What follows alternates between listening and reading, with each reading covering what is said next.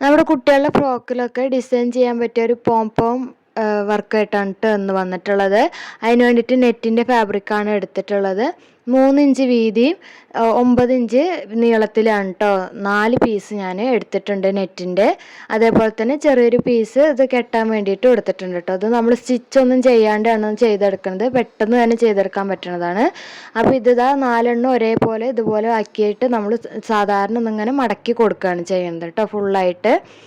അപ്പോൾ നമ്മളിത് എത്ര അളവിൽ വേണമെങ്കിലും നമുക്ക് ചെയ്തെടുക്കാൻ പറ്റും. നമ്മൾ എടുക്കണ വീതിക്ക് അനുസരിച്ചിട്ട് വേണം നീളം എടുക്കാൻ. നമ്മൾ എത്രയാണ് വീതി എടുക്കണത് അതിൻ്റെ 3 ഇരട്ടിക്ക് നമ്മൾ നീളം എടുക്കണം, അത്രേ ഉള്ളൂ കേട്ടോ. അതൊന്ന് ശ്രദ്ധിച്ചു കഴിഞ്ഞാൽ നമുക്ക് ഏത് അളവിന് വേണമെങ്കിലും പോംപോം ചെയ്തെടുക്കാൻ പറ്റും.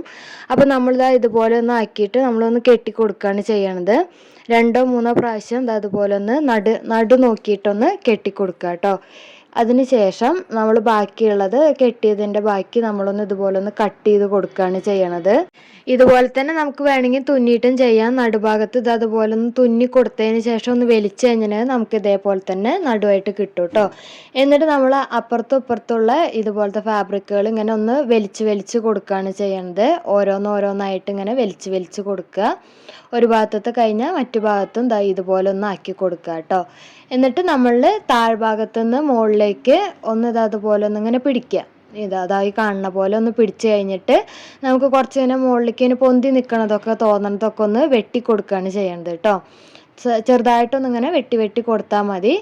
അപ്പോൾ നമ്മളുടെ പോംപോം ഇതവിടെ റെഡി ആയിട്ടുണ്ട്. നമുക്ക് പെട്ടെന്ന് ചെയ്തെടുക്കാൻ പറ്റണതാണ്. നമ്മളുടെ ഉടുപ്പുകളിലൊക്കെ കുട്ടികളുടെ ഫ്രോക്കിലൊക്കെയാണ് കൂടുതൽ നമുക്കിത് ഡിസൈൻ ചെയ്യാൻ പറ്റണത്. അപ്പോൾ ട്രൈ ചെയ്തിട്ട് അഭിപ്രായം പറയാൻ മറക്കരുത് കേട്ടോ.